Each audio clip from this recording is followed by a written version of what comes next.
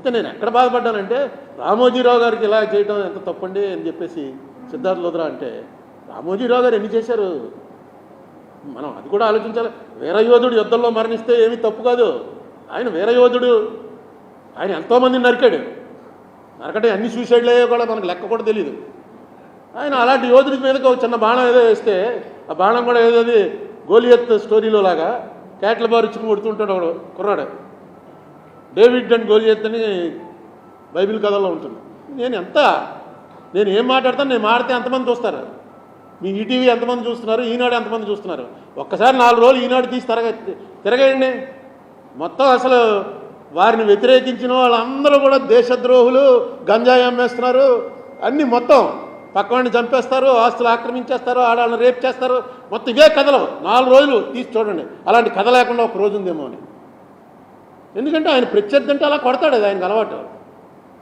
అటువంటి వాడి తరఫున సిద్ధార్థ లోద్రా గారు అంటే సిద్ధార్థ లోద్రా మాట్లాడుతున్నాడంటే సిద్ధార్థ లోద్రా మాట్లాడుతున్నట్టు కాదు, అది రామోజీరావు మాట్లాడుతున్నట్టే.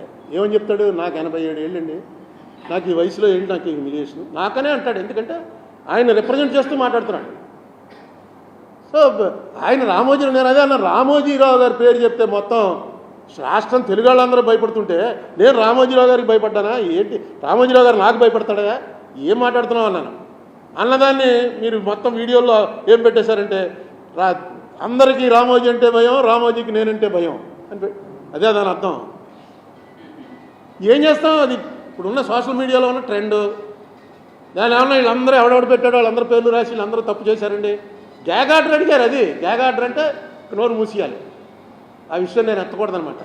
ఈ మార్గదర్శి విషయం ఇతను ఎత్తకూడదు అని ఒక ఆర్డర్ ఇవ్వండి. ఇతను బయటికి వెళ్ళి పెద్ద ఆయనకి ఎంత హ్యూమిలియేషన్ క్రియేట్ చేస్తున్నాడో చూడండి అని. ఏంటి కేసు అంతా అయిపోయి డిక్టేషన్ అయిపోయాక అప్పుడు కూడా నేను మాట్లాడాల. సడన్గా మన వాళ్ళు ఎంత యాక్టివ్ అంటే, నేను ఏమైనా సిద్ధార్థ లోద్రా నువ్వు మొన్న ఏమిచ్చావు, ఒకటి కోర్టులో న్యాయం జరగకపోతే వెంటనే ఆయుధాలు చేతపట్టండి అని ఇచ్చావు కదా అని ఇస్తే నేను ఏమన్నా మాట్లాడానా? ఏదో నీ ఇమోషను, నువ్వు ఫెయిల్ అయ్యావన్న బాధలో ఇచ్చుంటావు అనుకున్నాను.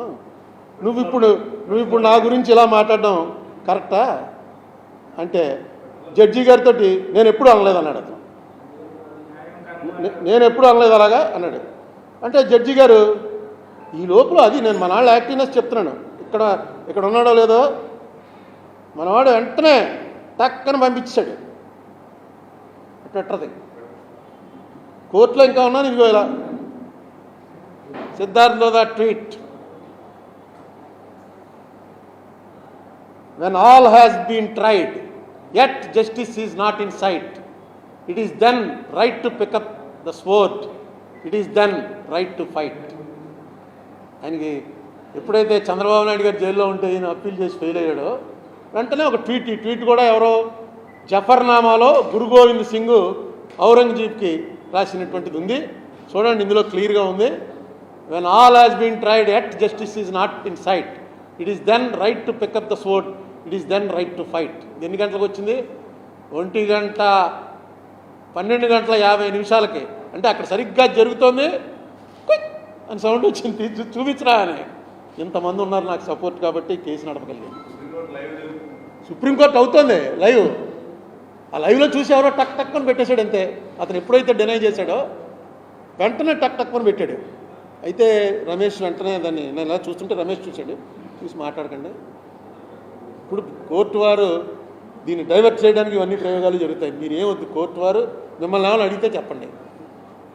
కోర్టు వారు నన్ను ఒకటే అడిగారు. ఏమడిగారంటే, జడ్జిమెంట్లని వెళ్ళి క్రిటిసైజ్ చేసినా తప్పు లేదు, నేను ఇచ్చిన జడ్జిమెంట్ అందరికీ నచ్చాలని లేదు, జడ్జిమెంట్ని క్రిటిసైజ్ చేసినా తప్పు లేదు, కానీ నువ్వు చాలా సీనియర్ పొలిటీషియన్వి, చాలా బాగా ఆయనకి ఎలా అర్థమైందో నాకు తెలియలేదు, నువ్వు బాగా మాట్లాడతావు, కొంచెం కోర్టు లిమిటేషన్స్ తెలుసుకుని దాని ప్రకారం మాట్లాడు.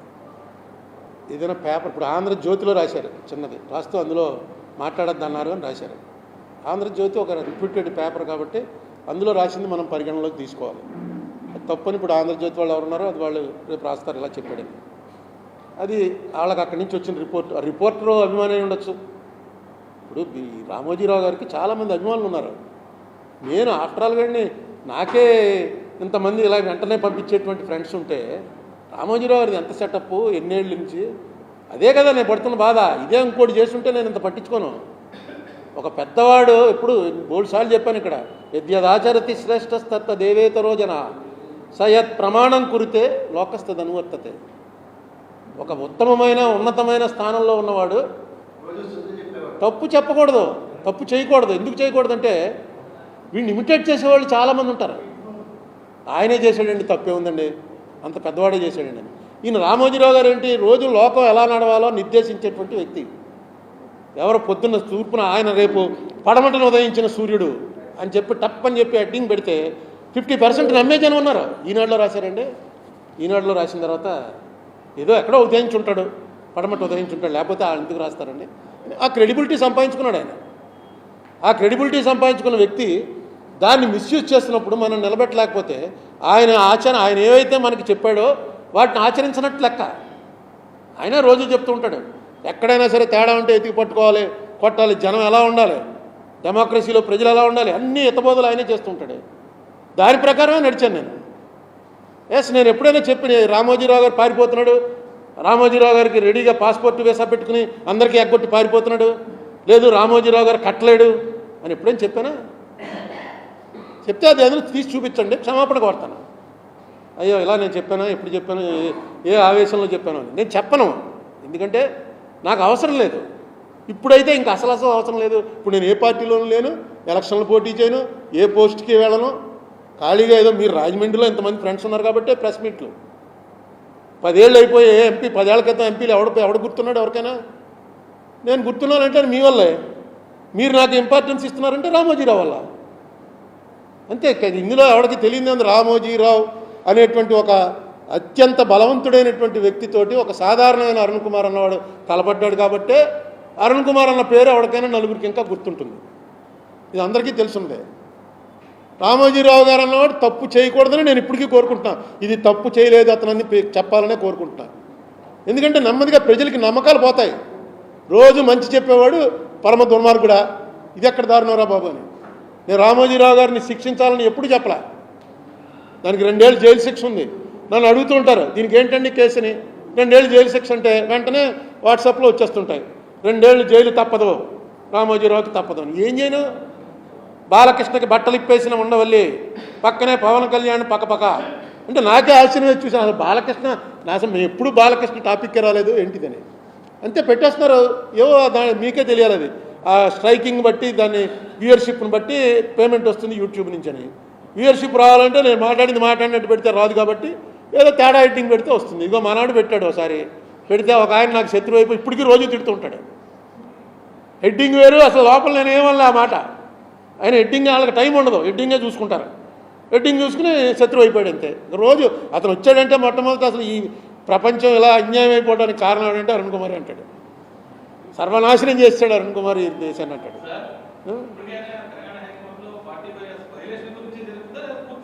45S వైలేషన్ గురించి జరపడానికే రిజర్వ్ బ్యాంక్ వారిని పార్టీ చేశారు. ఆంధ్ర తెలంగాణ ప్రభుత్వాలను ఎందుకు పార్టీ చేశారంటే వీళ్ళు ఇచ్చినటువంటి ఈ 70 దస్త్రాల్లో 2,70,000 పేర్లు వాళ్ళందరికీ డబ్బులు ఇచ్చేసామని ఏదైతే చెప్తున్నారో అది కరెక్టా కాదా? తెలంగాణలో ఎంతమందికి ఇచ్చారు, ఆంధ్రాలో ఎంతమందికి ఇచ్చారు, 2 ప్రభుత్వాలు కూడా వచ్చి అందులో పాలు పంచుకోవాలి. పాలు పంచుకున్న తర్వాత ఎవరో మళ్ళీ వీళ్ళిద్దరూ కొట్టుకుంటుంటే జడ్జీలు చూడక్కర్లేదు. వాళ్ళిద్దరూ చెప్పే వినడానికి మళ్ళీ ఒక జ్యుడిషియల్ ఆఫీసర్ని నియమించమన్నారు. ఆ జ్యుడిషియల్ ఆఫీసర్కి ఇవన్నీ ఇస్తారు, ఇచ్చి తీసుకుంటారు. వీళ్ళ ముగ్గురు చేస్తున్న దాంట్లో నన్ను కూడా పెట్టారు. నాకు ఇచ్చినటువంటి ఆనర్ ఏంటంటే అరుణ్ కుమార్ వీళ్ళు అసిస్ట్ ద కోర్ట్ అన్నారు.